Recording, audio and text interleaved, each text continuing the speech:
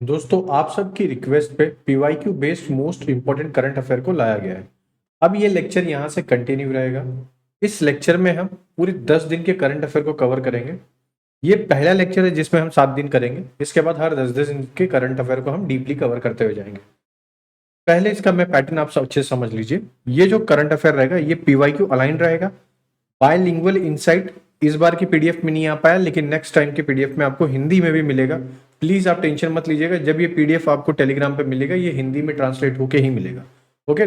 तीसरी सबसे most important चीज, हर एक टॉपिक खत्म होने के बाद पीवाईक्यू बेस्ड क्वेश्चंस भी रहेंगे। कब ये क्वेश्चन पूछे जाने की एक तरीका था ये भी आपको बताया जाएगा। इसी के साथ में मेंस के भी क्वेश्चन आपको मिलते रहेंगे। बस आपको क्या करना है, अगर वीडियो अच्छा लगता है तो लाइक शेयर सब्सक्राइब जरूर कर देना। ठीक है, सबसे पहला हम बात करते हैं, यहाँ पे हम 50 मोस्ट इंपोर्टेंट टॉपिक्स को कवर करेंगे जो कि 1 अप्रैल से लेके 7 अप्रैल 2026 को कवर किया जाएगा। ये आपके टॉपिक है आपके सामने। मैं इसको बताने में टाइम ना वेस्ट करते हुए मैं सबसे पहले टॉपिक्स पे चलता हूँ। पहला जो टॉपिक है, India declare Naxal free LWE left wing extremism मुक्त भारत। मैं हिंदी में बोल रहा हूं ताकि किसी को भी तकलीफ ना हो कि ये इंग्लिश में लिखा है हिंदी में नहीं समझ में आ रहा है।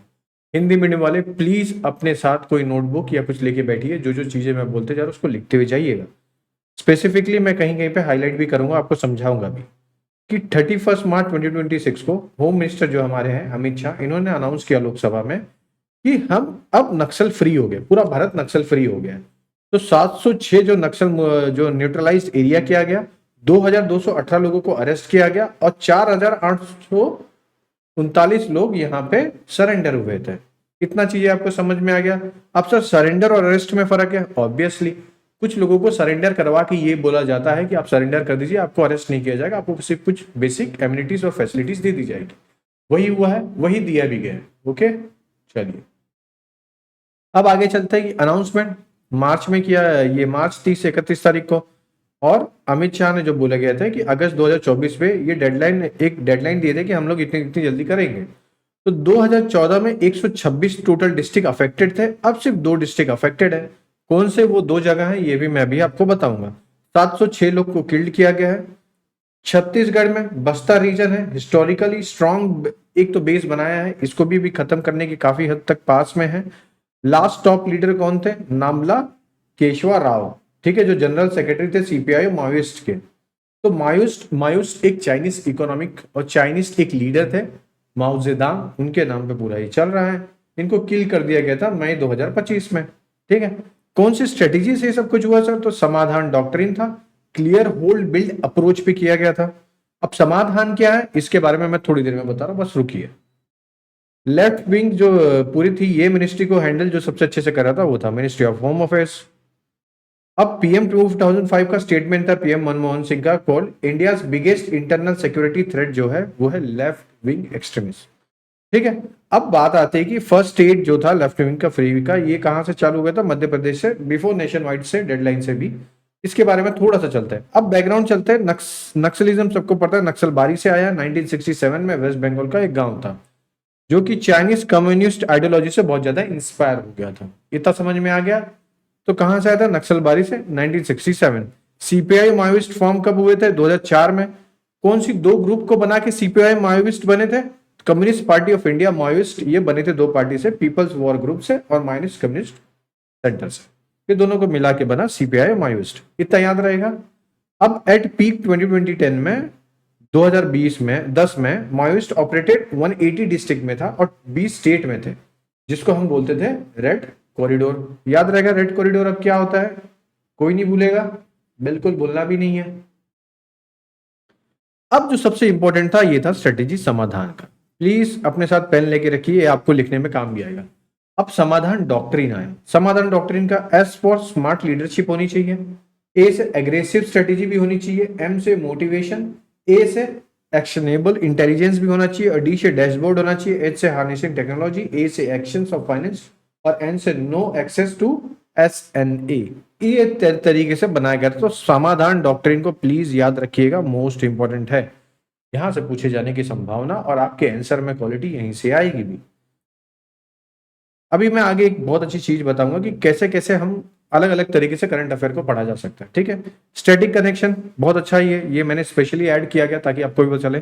तो आर्टिकल 355 क्या बोलता है? ये बोलता है कि सेंटर्स की ड्यूटी बनती है कि वो प्रोटेक्ट करे स्टेट को और इंटरनल डिस्टर्बेंस को। ठीक है, तो इंटरनल जो अंतर विद्रोह होता रहता है उसको रोकने की कंट्रोल करे, ये हमें बताता है आर्टिकल नंबर 355।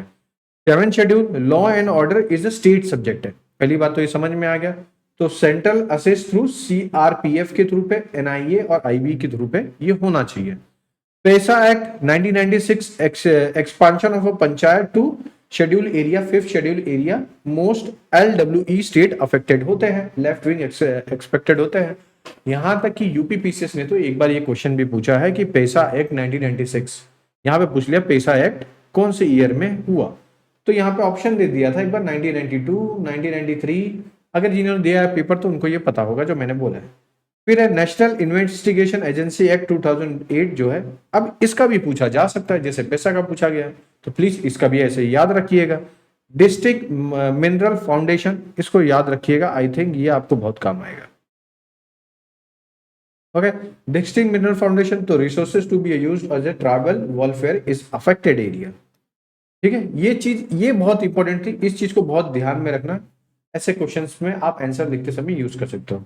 अब यूपी के सर क्या पर्सपेक्टिव से इंपॉर्टेंट है, तो यूपी में अगर आप अब जब भी आप मेंस के आंसर लिखते हो वहां पे यूपी की चीजों को प्रेजेंट करोगे तो बहुत क्वालिटी वाली चीज निकल के आएगी। तो यूपी के एंगल क्या यहाँ पे रहेगा, तो यूपी कभी भी यहाँ पे लेफ्ट विंग एक्सट्रीमिज्म बहुत ज्यादा तो निकला नहीं, क्यों? क्योंकि हमारे यूपी वाले ही बहुत है इन सब चीजों के लिए, तो यहाँ पे आगे क्या ही नक्सलवाड़ी जीतेंगे। तो मगर कनेक्शन जरूर पाया गया यूपी से, जैसे छत्तीसगढ़ का, झारखंड का, उड़ीसा का, महाराष्ट्र, तेलंगाना, यूपी, बिहार में, ये सब में कनेक्शन पाया गया है कि जरूर यहां से इस तरीके से होता है। जब आपने एक पिक्चर अभी आई थी धुरंधर, मैं नहीं बोलता पूरी सही है, लेकिन आपने वहां पे क्या देखा, यूपी का एक कनेक्शन देखा कि इंटरनेशनल टेररिज्म कैसे फैलता है और कैसे इंडिया में टेररिज्म आता है। तो नक्सलिज्म में भी सबसे बड़ा ये चीज था। ठीक है, जब मैं हमारे यहाँ पे सिक्योरिटी के लेक्चर्स चलेंगे तो मैं वहां पे बहुत डिटेल में इस चीजों को बताऊंगा, यहाँ पे बताना ज्यादा अच्छा नहीं हो सकता। अब यूपीपीसीएस प्रीलिम्स 2022 और 2023 में एक बार लेफ्ट विंग एक्सट्रीमिज्म के ऊपर से भी क्वेश्चन आया और एक बार समाधान स्ट्रेटेजी के ऊपर से भी क्वेश्चन आया। तो इन चीजों के ऊपर से बहुत ज्यादा क्वेश्चन आए, इसलिए मैंने अभी तक आपको जो बताया प्री के पर्सपेक्टिव से बहुत इंपॉर्टेंट था। अब आता है मेंस के पर्सपेक्टिव से। तो 59 ईयर्स की इंसर्जेंसी थी जिसको हिस्टोरिकली खत्म किया गया। फॉरेस्ट एरिया सबसे बड़ा प्रॉब्लम था, इधर देखा गया। मैसिव रिडक्शन हुआ सिक्योरिटी डिपार्टमेंट का और रिस्टोर्ड हुआ डेमोक्रेटिक राइट्स है। चैलेंजेस यहाँ पे रूट कॉज क्या था, पहले तो लैंड एलिनेशन, माइनिंग कन्फ्लिक्ट होते थे, ट्राइबल राइट्स को हटाया जाता था जिसके वजह से ये हुआ बहुत ज्यादा। पोटेंशियल अर्बन नक्सलिज्म क्या है, एनआईए रिपोर्ट हुआ, आइडियोलॉजिकल नेटवर्क शिफ्टिंग हुई। अब आया है अर्बन नक्सलिज्म, प्लीज इसको भी हाईलाइट कर लीजिए। शहरी नक्सलिज्म, हिंदी मीडियम वाले लिखते रहिएगा, थोड़ा भी मिस मत करिए वरना पूरा साल खराब हो जाएगा। तो गवर्नमेंट वैक्यूम हुआ यहाँ पे फॉरेस्ट पे, माओइस्ट आए पूरे फिल करने लगे गैप को, कि अब तो पता चल गया ना कि यहाँ पे ये सब चीजें लैक है, तो वो आगे फिल करने के लिए तो वे फॉरवर्ड क्या होना चाहिए। पहली बात तो इम्प्लीमेंट करिए फॉरेस्ट राइट को बहुत अच्छे से। दूसरा, डिस्ट्रिक्ट मिनरल फंड को अच्छे से ट्राइबल कम्युनिटी के बीच में बांटिए। जब मैंने अपने गवर्नेंस का लेक्चर पढ़ाया तो मैंने बहुत अच्छे से समझाया था, जब भी डेवलपमेंट होता है तो कम्युनिटी बेस्ड पे होना चाहिए। स्पेसिफिकली आप कहीं पे जाके माइनिंग करते हो या जंगल फॉरेस्ट को तोड़ती है कोई प्राइवेट कंपनीज बड़ी बड़ी, तो वहां के लोगों से कंसेंट ले, ना कि अपने यहाँ से। तो मैंने उस टाइम पे बताया था ग्राम सभा के पास बहुत बड़ा पावर होता है यहाँ पे।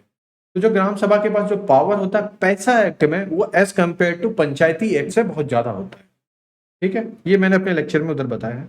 अब ये क्वेश्चन है, प्लीज सॉरी, इसका बिना आंसर देखे एक बार आंसर दीजिए।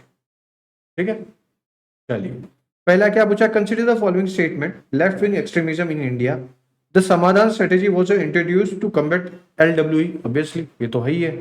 दूसरा क्या, सीपीआई माओइस्ट वाज फॉर्म 2004, ओ ये भी हमने पढ़ा ही है। फिर क्या, at its peak 2010 LWE affected 180 district across 20 state, ये भी हमने पढ़ा ही है। Law and order being a state subject, centre no role in the left wing extremism. अब देखिए यहां पे आता है कैच, यहां पे आता है आप यहां पे आके कंफ्यूज हो सकते हो, और यहां का जो स्टेटमेंट मैं पहले यहां पे छुपा ही देता हूं, ज्यादा अच्छा रहेगा, वरना तो आप लोग का कैसा है कि आप लोग देख भी लोगे। चलिए अब देखिए यहां पे आपको सबसे बड़ा कैच मिलता है कि आपको ये पता होना चाहिए। अब यहाँ पे ऑल ऑफ द अबव वाला ऑप्शन भी दिख रहा होगा आपको, लेकिन कैच क्या था कि centre has no role in counter of left wing extremism. केंद्र का कोई हक ही नहीं बनता है कि लेफ्ट विंग एक्सट्रीमिज्म को कैसे काउंटर कर पाएंगे। और इसका आंसर क्या था? इसका आंसर है जो आपके सामने दिख गया, 1 2 3 और 4 क्या है? इनकरेक्ट रहेगा। सेंटर का तो रोल बनता ही है और वो हमने पढ़ा था इस एक्ट के थ्रू पे, आर्टिकल के। समझ गए? ये पहला टॉपिक आपका खत्म। इस तरीके से एक मेंस का भी क्वेश्चन है, India declare of being a Naxal free by 2026 is a significant internal security milestone. However, the real tests lie in the post-insurgency phase. Critically analyze. यहाँ पे 15 मार्क्स लिखा है, मैं 12 मार्क्स कर दे रहा हूँ। ठीक है, अब ये लिख के आपको सबमिट करना है हमारे टेलीग्राम चैनल पे। अब दूसरा दूसरा दूसरा जो मोस्ट इंपॉर्टेंट करंट अफेयर आता है वो आता है वेस्टर्न डेडिकेटेड फ्रेट कॉरिडोर। मैं बता रहा हूं आज के बाद इस टॉपिक से आपको कभी कोई पढ़ना नहीं पड़ेगा, मैं मेंस के पर्सपेक्टिव से पढ़ा रहा हूं। प्री है इसके अंदर, ऐसा नहीं है कि नहीं है। प्री के भी कुछ अलग से मैं अगली बार से स्पोर्ट्स के भी ऐड कर दूंगा, अभी धीरे धीरे मैंने स्टार्ट ही किया। ठीक है, तो क्या है वेस्टर्न डेडिकेटेड फ्रेट कॉरिडोर। अब आपका सपोर्ट अच्छा रहेगा तो मैं इसे कंटिन्यू करूंगा, ना मेरा क्या है, मैं तो इसको दे दूंगा मेंबरशिप वालों को, जो यूट्यूब पे मेंबर ले रहे हैं उनको मैं बांट दूंगा। अगर मुझे अच्छा नहीं मिला सपोर्ट तो मैं मेंबरशिप पे डाल दूंगा। एक 24 थोड़ी देर तक के लिए रहेगा, फिर ये मेंबरशिप पे चले जाएगा। ठीक है, तो हम 31 मार्च 2026 में DFSCEIL ने कंप्लीटेड 102 किलोमीटर जो बचा हुआ था JNPT जवाहरलाल नेहरू पोर्ट था, यहाँ पे वैतरना रिवर के पास, हमारे महाराष्ट्र में ही पालघर के पास है ये। अब यहाँ पे न्यू सफाले करके एक रीजन था, वहां पे 1506 वेस्टर्न डेडिकेटेड फ्रेट कॉरिडोर को ओपन करके खत्म कर दिया। ये जो डेडिकेटेड फ्रेट कॉरिडोर था ये दादरी यूपी से लेके JNPT नवी मुंबई तक था। इसको जरूर याद रखिएगा, ये एज इट इज प्री में पूछा जा सकता है। कितने किलोमीटर का है? 1526, 506 किलोमीटर का, याद रहेगा। ठीक है, कब कंप्लीट हुआ बनके? इधर कंप्लीट हुआ। किसने बनाया, इसकी फाउंडेशन किसने लिखी थी? GICA ने रखा था। कौन है GICA? एक जापान बेस्ड कंपनी है। कब इसको अप्रूवल मिली थी? 2008 में मिला था। कब का टारगेट रखा गया था? 2013 में, लेकिन कंप्लीट हुआ 2000, मतलब 13 साल के बाद कंप्लीट हुआ ये। इतनी सब चीजें दिख गई। यहाँ पे कुछ इसके कीवर्ड्स आप देख सकते हो। बैकग्राउंड क्या था? India's rail network was critically congested है। ठीक है, कंजेस्टेड हो तो गई है, तो सीधी सी बात है। तो गोल्डन क्वाड्रिलेटरल रूट्स जो थे 115 to 150% यूटिलाइज हो रहे थे। तो DFC connected was mooted in April 2025 by the committed of infrastructure DFSCCIL incorporated 30 अक्टूबर 2006 है। गोल्डन क्वाड्रिलेटरल क्या होता है ये पूरा? तो दिल्ली, मुंबई, चेन्नई, कोलकाता, ये तीनों चारों जगहों को मिला के पूरा क्वाड्रिलेटरल एक कॉरिडोर बनाया जाता है, जो डायग्नोस्ट कर रहे थे हमारे भारत का 55% of freight of just 60% of railway network से। तो ये बहुत बड़ा एक अचीव था जो हुआ भी, लेकिन अब वो ओवरलोड हो गया। तो ये एक सबसे बड़ा अच्छा एक तरीका लेकर गया। अब स्टैटिक क्या है यहाँ पे? नेशनल रेल प्लान 2030 का है, ये आपको देख लेना है। PM गति शक्ति जो एग्जीक्यूटिव ऑर्डर है, PM गति शक्ति बहुत इंपॉर्टेंट इनिशिएटिव है जिसमें PM खुद बहुत सारे स्टेट के साथ पार्टिसिपेट करते हैं। दिल्ली मुंबई इंडस्ट्रियल कॉरिडोर है। फिर उसके बाद नेशनल लॉजिस्टिक पॉलिसी 2022 की, और DFCCIL is a special purpose vehicle है under the ministry of railway. अब नेशनल लॉजिस्टिक पॉलिसी 2022 के हिसाब से टारगेट रखा गया था कि reduce logistic cost 14% to 8% of GDP। ठीक है, अब यूपीपीसी स्पेसिफिक क्या है? तो दादरी है। दादरी कहाँ है? गौतम बुद्ध नगर में है यूपी के। नॉर्दर्न टर्मिनल, ये आपको पता होना चाहिए, यहां से क्वेश्चन आता है। फिर ईस्टर्न डेडिकेटेड फ्रेट कॉरिडोर के ऊपर भी बात करा जा रहा है। सबसे इंपॉर्टेंट चीज क्या है? ये कौन से स्टेट को कवर करेगा? जो पूछा जाता है यूपीएससी में भी पूछा जाता है, और अब तो यूपीपीसीएस में भी पूछे जाने लगा है। वो है यूपी, हरियाणा, राजस्थान, गुजरात, महाराष्ट्र। याद रहेगा, यूपी, हरियाणा, राजस्थान, गुजरात, महाराष्ट्र। ओके, अब मेंस के पर्सपेक्टिव से यहां से आपके सामने देखा रिड्यूस फ्लाइट टाइम है कि जितने भी हमारे वो है, पहले 5 दिन लगता था, अब 1.5 दिन लगेगा। डिकॉग्नाइज्ड पैसेंजर रूट्स है 30 to 40%, अब कैपेसिटी फ्रीड होगी फॉर द मोर टाइम के लिए। सपोर्ट होगा DMIS को, मतलब ऐसे बहुत सारी यहाँ पे आप देख सकते हो। अब जो क्वेश्चन रहेगा यहाँ पे, प्लीज प्लीज मैं कर रहा हूँ हाईलाइट। ठीक है, चलिए देखिए, अब आपके सामने जो क्वेश्चन दिख रहा है, आई थिंक आपको ये भी दिख गया। अब इस क्वेश्चन को आपको सॉल्व करना है, जब आपको पीडीएफ मिलेगी तो आपको ये चीजें देखने मिल जाए। अभी तक मैंने जितना पढ़ा है यहाँ से आप इसको पढ़ के आराम से क्वेश्चन को सॉल्व कर सकते हो, ठीक है। मेंस के भी सेम क्वेश्चन आपको मिलते रहेंगे। अब तीसरे टॉपिक के ऊपर चलते हैं, E20। ई मतलब इथेनॉल, ठीक है। अब इथेनॉल जो न्यूज में था यहाँ पे सबसे पहला कि फ्रॉम अप्रैल 1 टू 2026 के लिए ministry of petroleum and natural gas mandate national wide roll out E20, ठीक है। इथेनॉल 20% डाला जाएगा, पेट्रोल 80% हो गया, इथेनॉल 20% मिक्स करके बनाया जाएगा, जो मिनिमम 95% RON ऑक्टेन रेटिंग होगा। RON बोले तो रिसर्च ऑक्टेन नंबर। MCQ जब आएगा तो इसमें आप देखिएगा, मैं आपको बताऊंगा। India important 85 to 87% of crude oil needs है ना।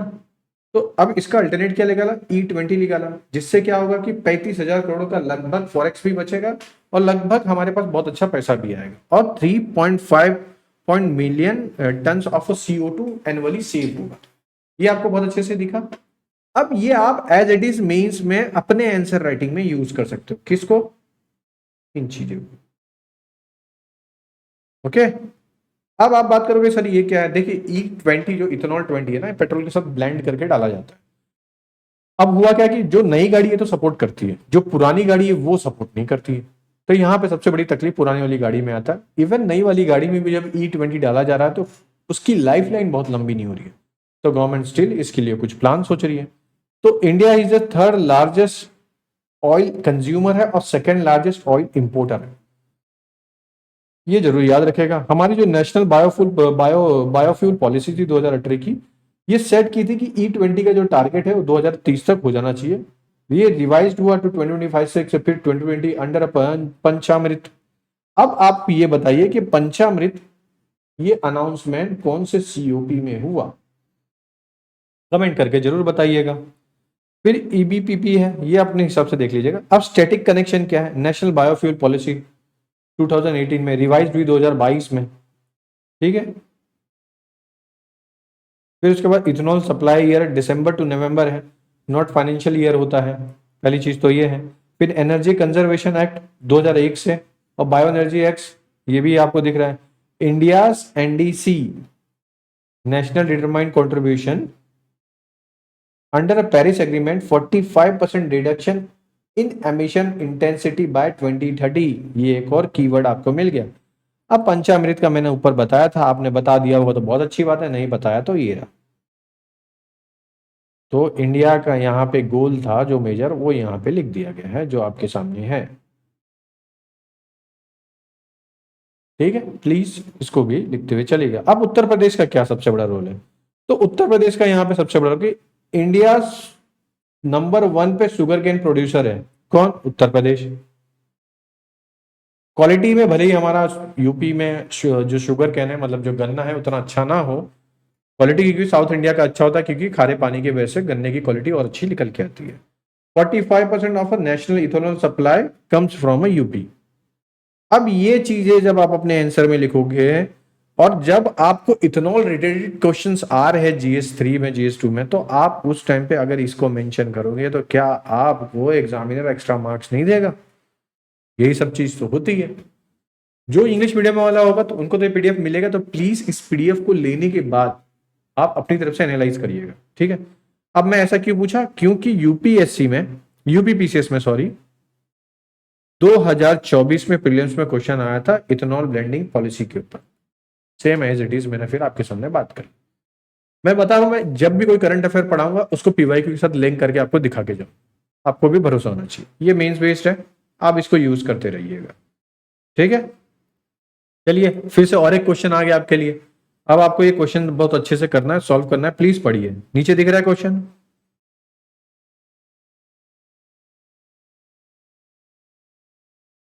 चलिए देखिए क्वेश्चन दिख रहा है, प्लीज पढ़िए, जल्दी से पढ़िए, देखिए।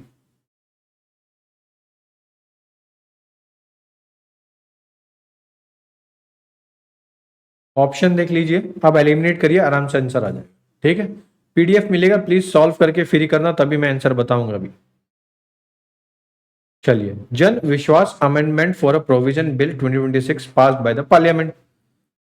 अब ये है क्या सर जन विश्वास, चलिए इस पे बात करते हैं। जन विश्वास अमेंडमेंट प्रोविजन 2000 बिल का ये पास हो गया लोकसभा से 1 अप्रैल 2026 को, एंड ऑल्सो राज्यसभा में भी ये पास हो गया। अब प्रेसिडेंट के पास गया है सिर्फ एसेंट होने के लिए। इसमें अमेंड किया गया 784 प्रोविजन को और 79 सेंट्रल एक्ट्स को और 23 मिनिस्ट्रीज को। डीक्रिमिनलाइज किया गया 717 प्रोविजंस को, improving 67 provision ease of living को।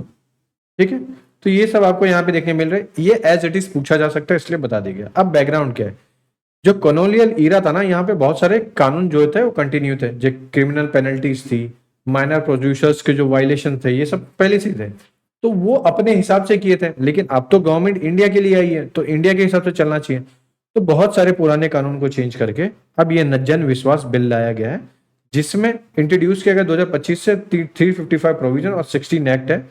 सेलेक्ट किया कौन सी कमिटी ने, कमिटी जो चेयर की थी, इसको याद जरूर रखिएगा, वो थी तेजस्वी सूर्य।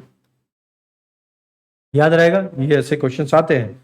तो 49 लोग ने मिलकर इसको किया है, सब कुछ अच्छे से बताया है। India's rank of ease of doing business dropped from the world bank index से decriminalisation in one of the key leave of improve to it. ठीक है, आर्टिकल 19(1) जी जो बताता है right to practice any profession of trade.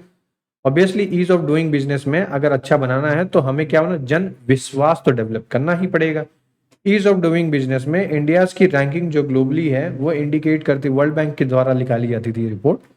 अब constitutional provision article 20 sub 3, no self incrimination, excessive criminal law, infringement freedoms. फिर BNS Bharatiya Nyaya संहिता, भारतीय नागरिक सुरक्षा संहिता और पैरेलल क्राइम जस्टिस रिफॉर्म भी होने चाहिए। अब बात आता है यहाँ पे यूपीपीसीएस स्पेसिफिक एंगल्स क्या होने चाहिए। तो जितिन प्रसाद जो एमओएस मिनिस्ट्री ऑफ ये कॉमर्स एंड इंडस्ट्रीज के हैं, सेक्रेटरी है ये, UP political for Rampur Saharanpur introduce the bill, इन्होंने इंट्रोड्यूस किया है। ठीक है, तो यूपी से लिंक आपको मिल गया। UP has the largest MSME, textile, agri processing sector, excessive criminal provision under a food safety act, drug act, environmental law were hurting UP small business. तो अब इन सब कानून को अच्छे से एक छत के नीचे लाके अच्छे से किया जा रहा है। तो जीएस पेपर 2 के गवर्नेंस में है जो मैंने अभी आपको बताया, और इसको आप एज इट इज यूज भी कर सकते हो। मेंस के पर्सपेक्टिव से ये रहा आपके सामने पूरा कि रिड्यूस करेगा ये fear of criminal actions for a minor compliance lapses. भाई बहुत डर लगता है कुछ कुछ छोटे छोटे बिजनेसमैन को। रिड्यूस जुडिशियल बैकलॉग है, अट्रैक्ट एफडीआई है, ग्रेजुएट एनफोर्समेंट है। अब यहाँ पे दो विवाद सबसे ज्यादा चल सकते हैं। पहला कि सबको ये लगेगा कि जब ये इतनी सारी रिस्ट्रिक्शन हटा दे रहा है तो बहुत सारे लोग जहर भी बेचने लग जाएंगे। मैगी का केस देखे थे हमने, अभी तो बीच में घी, बहुत सारे दूध, बहुत सारे मिल्क, जितने भी प्रोडक्ट है उनके ऊपर बहुत सारी न्यूज में हमने देखा।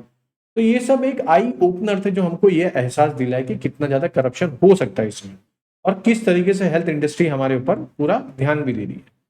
पूरे टाइम के बाद गवर्नमेंट को भी समझ में आया, गवर्नमेंट ने ये चीजें करने की कोशिश तो की है, ऐसा नहीं कि मैं नहीं बोलूंगा कि नहीं कर रही है, लेकिन इसमें अभी भी बहुत सारी रिस्ट्रिक्शन लगाना बाकी है। स्टिल ये और एक क्वेश्चन है जो आपके सामने दिख रहा है, प्लीज इसे सॉल्व करिएगा, ज्यादा अच्छा होगा। और यहाँ पे आपको पूरा क्वेश्चन दिख रहा होगा, डिस्क ये सॉरी ये मेंस का क्वेश्चन है जो आपको आगे दिख रहा है, प्लीज इसको भी सॉल्व करिए। अब आता है Andhra Pradesh recognition amendment bill 2026। ठीक है, अमरावती इसका कैपिटल बन गया है, ये आपके सामने दिख रहा है। कुछ ज्यादा नहीं है यहाँ पे, बस थोड़ा सा है, मैं बता के आगे बढ़ जाता हूँ। लोकसभा पास किया आंध्र प्रदेश, कौन से तरीके से बिल पास होगा, सिंपल मेजोरिटी में, है ना, याद होगा आप सबको। The bill amend the Andhra Pradesh recognisation act 2014 को आंध्र प्रदेश लेजिस्लेटिव असेंबली जो है रेजोल्यूशन रिक्वेस्ट की थी, तो सेंट्रल गवर्नमेंट की स्टैट्यूटरी रिकॉग्निशन मिले तो मिल गई। तो जगन रेड्डी पार्टी थी तो और टीडीपी पार्टी, ये सब ने मिल के मूव किया और बोला कि भाई बहुत अच्छी बात है, गवर्नमेंट ने बहुत अच्छा किया रेजोल्यूशन लाके। ठीक है, तो आंध्र प्रदेश रिकॉग्नाइजेशन एक्ट जो आई थी 2014 में आई थी, जिसमें आंध्र प्रदेश और तेलंगाना ये दोनों अलग हुए थे। तो हैदराबाद कॉमन कैपिटल था, लेकिन आंध्र प्रदेश के पास कोई कैपिटल नहीं था, तो हैदराबाद वो जो डेजिग्नेटेड कॉमन कैपिटल 10 साल के लिए था।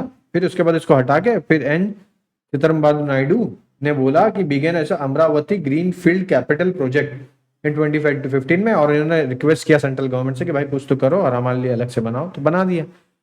अब बात आता है ये हमारे प्रीलिम्स के साथ कैसे कनेक्ट होगा। तो आर्टिकल नंबर 3 क्या बोलता है, constitute parliament power to form a new state और alter the boundaries and capital.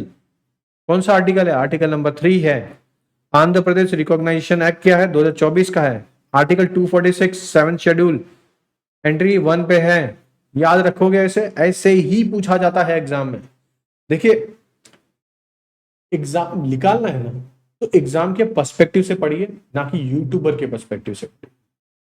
ठीक है, तो मैं यहाँ पे आपको एग्जाम के पर्सपेक्टिव से इसलिए मैं बता भी रहा हूँ ये क्वेश्चन किस तरीके से यूपी पीसीएस के बैकग्राउंड में पूछा भी गया, और यूपी पीसीएस मतलब यूपी स्पेसिफिक कैसे जुड़ेगा, जो आपको यहाँ पे दिख भी रहा है ना। पूरा दिख गया, हो गया। चलिए, अब जिसके जिसके एक्सपेक्टेशन है तो वो मैं आपसे सिर्फ थोड़ा सा बता के आगे चल रहा हूँ। जैसे PBR achiever critically Kalpakkam Tamil Nadu. अब देखिए, India prototype fast breeding reactor,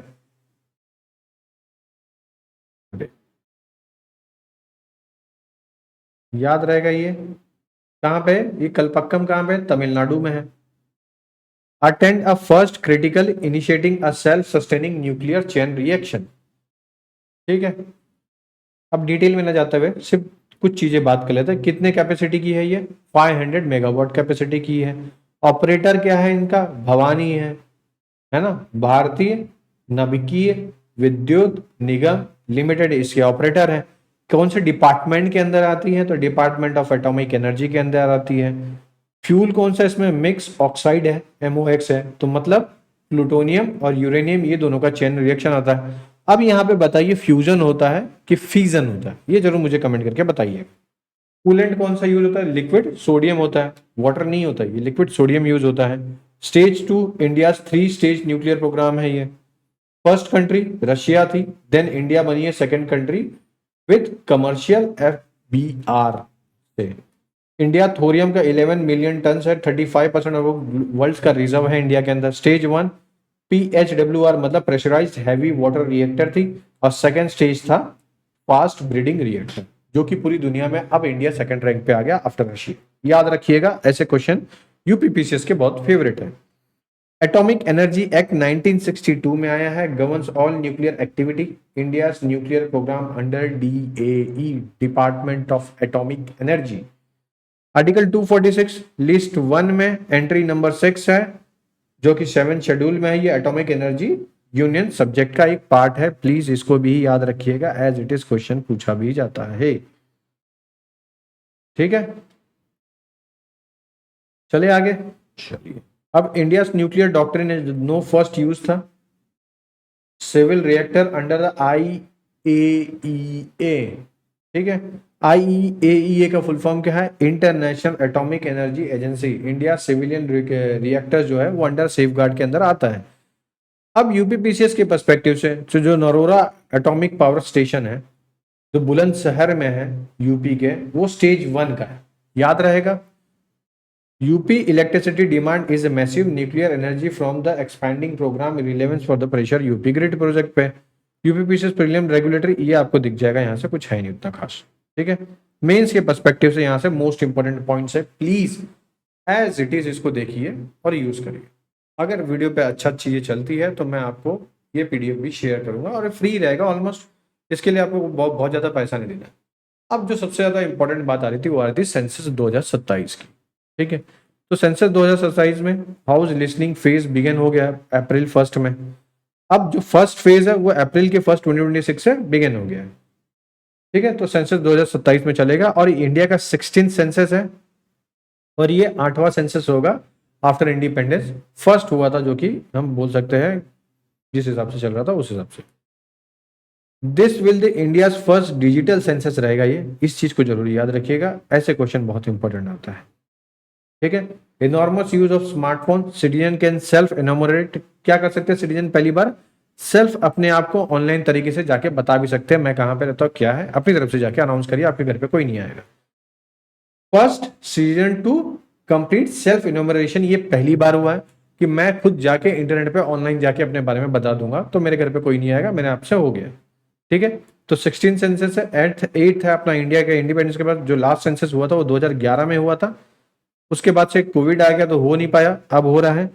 तो फर्स्ट पीरियड जो इसका चल रहा है ये इसके बीच में चलेगा। तो हाउस लिस्टिंग चलेगी पहले। तो सेल्फ इनोमिनेशन पोर्टल क्या है, SEA है पूरा जो आपके सामने दिख रहा है। डिजिटल फीचर्स, यहाँ पे इन्वायरमेंट यूज, स्मार्टफोन भी यूज कर सकते हैं जो कि फर्स्ट टाइम ही हुआ है ये। और बाकी सब तो आपको दिख रहा है। कौन सा एक्ट से होता है ये, सेंसस एक्ट 1948 मोस्ट इंपॉर्टेंट है। प्लीज प्लीज प्लीज इसको ध्यान दीजिएगा। एग्जाम में सेंसस एक्ट करके बोल देगा और ईयर दे देगा आपके सामने, आप कंफ्यूज हो जाओगे। ओके, चलिए आगे चलते हैं। इंडिया फर्स्ट सेंसस कब हुआ था, तो कंट्रोवर्सी ना करते हुए 1872 को अंडर ब्रिटिश इंडिया के हुआ था। और फर्स्ट पोस्ट इंडिपेंडेंस में 1951 को हुआ था। ठीक है, अब यहाँ पे कुछ लोग 1981 भी बोलेंगे, 1972। यहाँ पे फर्स्ट सेंसस कब कंडक्ट हो गया था इसके बारे में ही बात कर रहे हैं। Census data is the backbone of the all government policies होती है। सोशो इकोनॉमिक कास्ट सेंसस 2011 का जो हुआ था वो last large scale caste census हुआ था। Demand for a fresh caste census is more major political issues हो सकते हैं, इसके लिए इसको डिनाई किया गया था। डिलिमिटेशन कमीशन यूज करती है सेंसस के डेटा को, डिसाइड करती है कॉन्स्टिट्यूशनल एरियाज को और कॉन्स्टिट्यूशनल बॉडीज के लिए भी।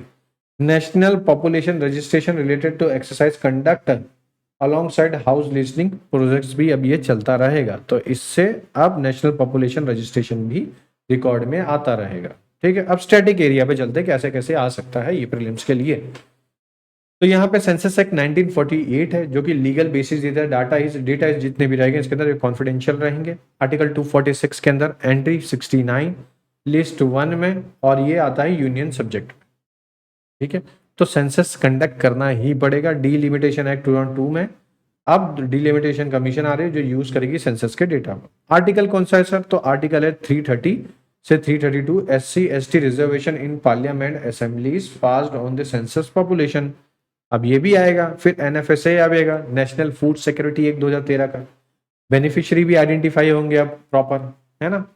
UPPCS स्पेसिफिक क्या है, एक तो इंडिया जो यूपी है हमारा, आपको सबको पता ही है कितना पॉपुलेशन कंट्रीब्यूट करता है ना। तो अभी जो करंट एस्टिमेट निकाला जाएगा जब ये आएगा तो यूपी की पॉपुलेशन लगभग 24 से लेके 25 करोड़ के बीच में आपको देखने मिलेगी। Census 2027 will reshape the UP political resilience. तो यहाँ पे अब बहुत बड़ा भूचाल आने वाला, बहुत बड़ी चीजें भी दिखने वाली है शायद से। इधर पॉलिटिकल पार्टी का क्या सिग्निफिकेंस रहेगा ये आपको बाद में पता चल ही जाएगा।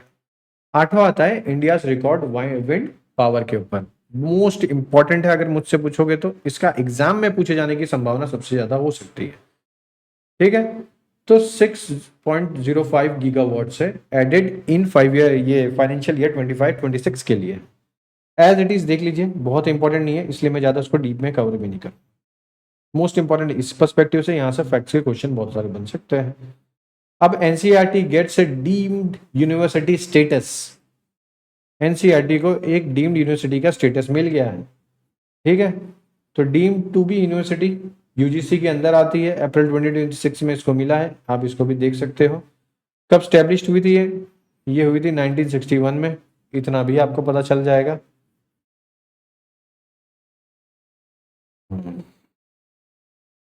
फिर नेक्स्ट पे चलते हैं, साधना शपथ। ये थोड़ा अच्छा है, यहां से क्वेश्चन आने की संभावना बन सकती है। साधना शपथ वो जो launch by capacity building commission से इसने लॉन्च किया है। अब ये coinciding the foundation day of CBC capacity building commission, जो कि 5 ईयर ऑफ अ मिशन कर्मयोगी के लिए है। साधना स्टैंड फॉर स्ट्रेंथनिंग, इसका फुल फॉर्म देख लीजिए, ये जरूर पूछा जा सकता है। Strengthening adaptive development and human aptitude for a nation advancement. तो यहाँ पे सिविल सर्वेंट जितने भी होते हैं, बड़े बड़े जितने भी गवर्नमेंट सर्वेंट्स होते हैं, उनको यहाँ पे इंक्लूड किया गया है कि AI in governance, digital public infrastructure और DPI। फिर डे 3 से 4 है इंडियन नॉलेज सिस्टम होगा, एथिकल गवर्नेंस सिखाया जाएगा। डे 5-6 में ये एक तो आउटकम है, ये पूरा दिखाया जाएगा। आई गॉट कर्म योगी से करना है, ऑनलाइन लर्निंग प्लेटफॉर्म है। जो भी गवर्नमेंट एम्प्लॉय होगा ना उन सबको ये पता है। ठीक है, ये कंप्लीट कराने के अब मैं इसके ऊपर पोल तो नहीं खोलूंगा, मैंने ऐसे लोगों को देखा है जिनको कुछ नहीं पता है इसके बारे में, तब भी वो खोल के अपना फॉर्म या तो अपने बेटे से भरवा लेते हैं या अपने बाहर वाले से भरवा लेते हैं। मैं सही बता रहा हूँ, मेरा मुंह मत खुलवाना। तो इतने सारे गवर्नमेंट क्या करती है गवर्नमेंट को ही पता, लेकिन अब उस पर ना जाते हुए हम सिर्फ इस पे रहते हैं। वेस्ट एशिया क्राइसिस में state of hormones and India's energy security. Most important issue चल रहा है, सबको पता है यूएस इजराइल में बहुत बड़ा वॉर चल रहा है, कंफ्लिक्ट चल रहा है। स्टेट ऑफ हॉर्मोन्स का भी चल रहा है, ब्लॉकिंग चल रही है, बहुत बहुत बड़ा प्रॉब्लम चल रहा है। India crude oil basket touch जो हो रहे हैं यहाँ पे कितने हैं हमारे, जो 156.29 पर बिलियन डॉलर का प्राइस हाइक हो गया है। फॉरेक्स रिजर्व हमारे पास इतना ही है। आरबीआई इन्वेस्ट देख रही है भाई अभी हम क्या कर सकते हैं। तो cabinet committee on security I है जो पीएम मोदी चेयर करते हैं, अब इसके ऊपर बहुत बड़ा फैसला लिया जा रहा है।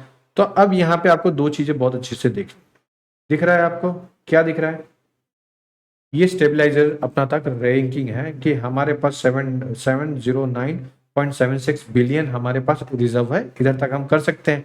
अभी जो हाल है वो 8.1% हमारे इंडिया का पूरा बफर स्टॉक लेके जा रहा है और क्रूड ऑयल इसमें सबसे बड़ा पोर्शन खा जा रहा है। जीएसटी काउंसिल्स ने भी बहुत बड़े कदम लेने की कोशिश की है और strategic petroleum reserve at Visakhapatnam Mangaluru, अब इसके बारे में भी सोचा जा रहा है कि अब इंडिया इसे भी कैसे यूज कर सकती है। अब स्टेट ऑफ हॉर्मोन्स का जो है इस बिटवीन ईरान और ओमान के बीच में आता है। 21 माइल्स का wide narrowest 20% of global oil trade passes होती है यहाँ पे। कितना परसेंट, 20%। क्या और दूसरा रूट है, फिर दूसरा रूट निकालेगी गवर्नमेंट को अगर नहीं मिलेगा तो, है ना।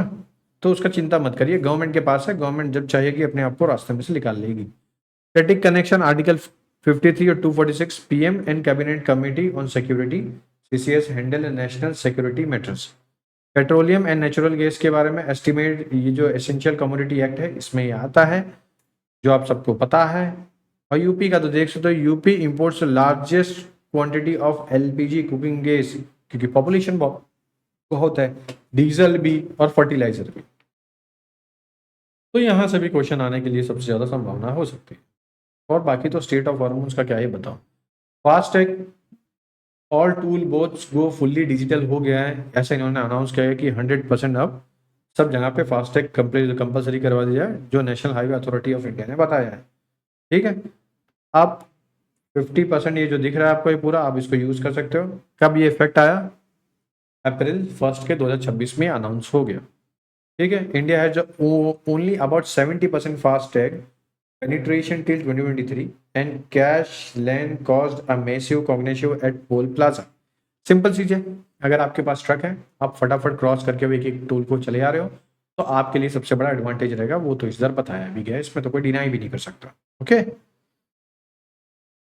अब यहाँ पे मेंस का जो deeply analyse eliminate long queues, जितने बहुत लंबी लंबी लाइन लगती है वो हट जा रही है। ट्रांसपेरेंसी यहाँ पे मेंटेन हो रही है, आप सीधा स्कैन कर रहे हो आपके खाते में चले आ रहा है। लेकिन इसमें भी स्कैम नहीं होता, बहुत बार क्या करते हैं जो वहाँ पे बैठने वाले होते हैं ना, वो बोलते हैं कि भैया आपका तो चल रहा नहीं है फास्टैग, आप पैसा दे दीजिए और चले जाइए, यहाँ से पैसा दे के चले जाते हैं, हमको पता ही नहीं चलता है, और वो फास्टैग वाला बंद करके रख देता अंदर। ये मैंने अपनी आंखों से देखा। मैं जब मेरठ साइड से में जा रहा था, रायबरेली जा रहा था सॉरी, तो कार से जा रहा था तो उस टाइम पे उसने यही किया। मैं बोला भाई कैसे नहीं चल रहा है, बोलता है नहीं सर वो चल रहा नहीं है, अभी ये प्रॉब्लम है।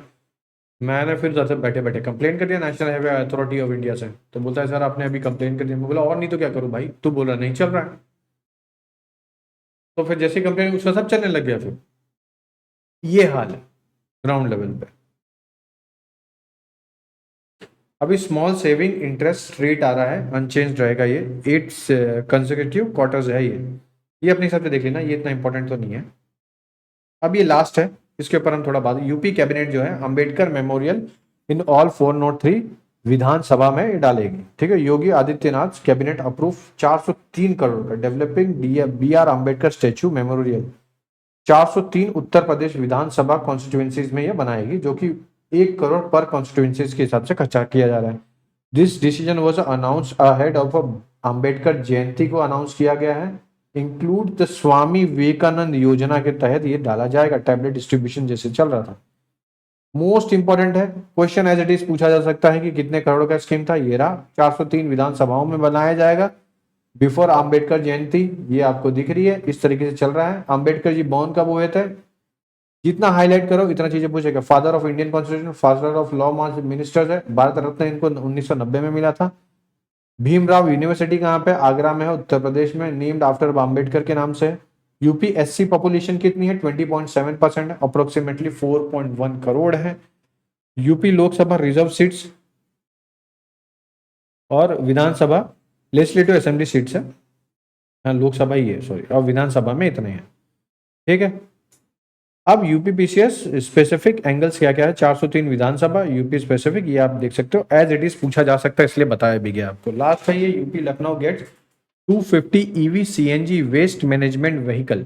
ठीक है, तो सीएम योगी आदित्यनाथ ने फ्लैग ऑफ किया 250 electricity and CNG vehicle for the Lucknow municipal corporation to enhance waste management के लिए। ठीक है, तो अब उनका गोल बहुत फेमस है बाबा जी का कि 100% वेस्ट कलेक्शन करना है, ट्रांसपोर्ट और जो हमारा processing across all ward Lucknow petroleum है, ये सबको सिक्योर करना है। ठीक है, बहुत मोस्ट इंपॉर्टेंट है, प्लीज इसको देख के जाइएगा। यूपी स्पेसिफिक में Lucknow is a UP's capital and largest city by area. UP PCS always test Lucknow governance और urban scheme। पहला तो सबसे पहला ये देखता है, यूपी हैज 17 म्युनिसिपल कॉर्पोरेशन नगर निगम, लार्जेस्ट बिंग लखनऊ, कानपुर, आगरा, वाराणसी और प्रयागराज है।